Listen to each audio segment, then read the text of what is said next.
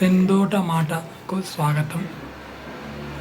ఈరోజు వీడియోలో తెలంగాణ సారస్వత పరిషత్ 82వ స్థాపన దినోత్సవము బాల సాహిత్య సమ్మేళనం జరిగింది.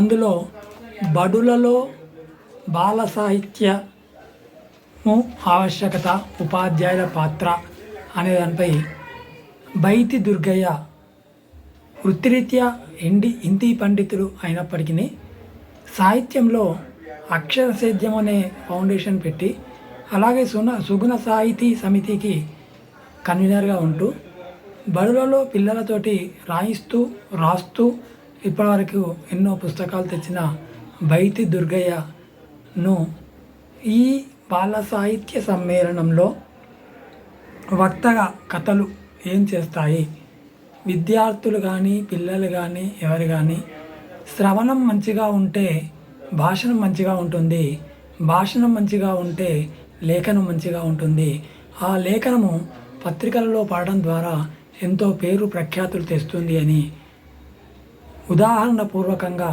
చూపించి జక్కాపూర్ కథలు అనే పుస్తకాన్ని తీసుకొచ్చారు.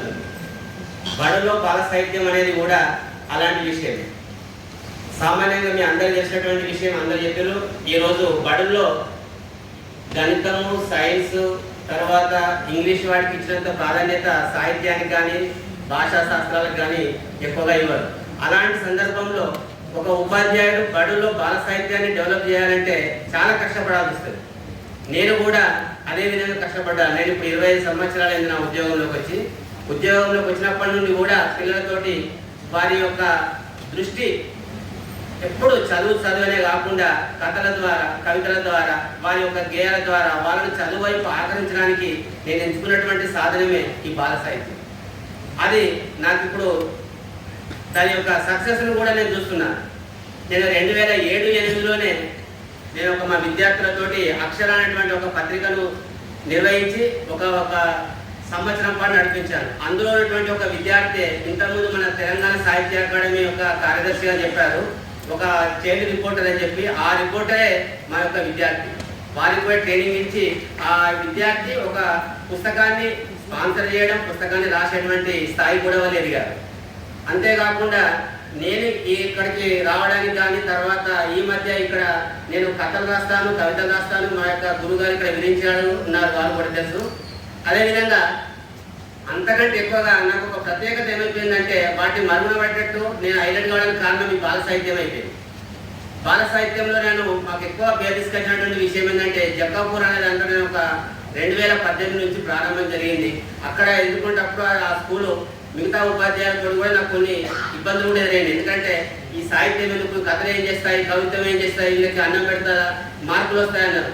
కానీ నేను వాళ్ళ ఎవ్వరి మాటలు పట్టించుకోకుండా నా ప్రయత్నంగా వాళ్ళందరినీ నాకు ఇచ్చేటువంటి లాస్ట్ పీరియడ్లో వాళ్ళకు కోచింగ్ ఇవ్వడం కానీ, వారికి రాయించిన తర్వాత వారి యొక్క తప్పులు సరి చేయడం, వారికి ఇవ్వడం సమయం, తర్వాత మళ్ళీ వాళ్ళు రాసుకురావడం, దాన్ని సరి చేయడం, అలా 2018 నుండి 19 వరకు నేను ఒక సంవత్సరం పాటు విద్యార్థులతో బాగా మమేకమై వారికి చేయడం జరిగింది.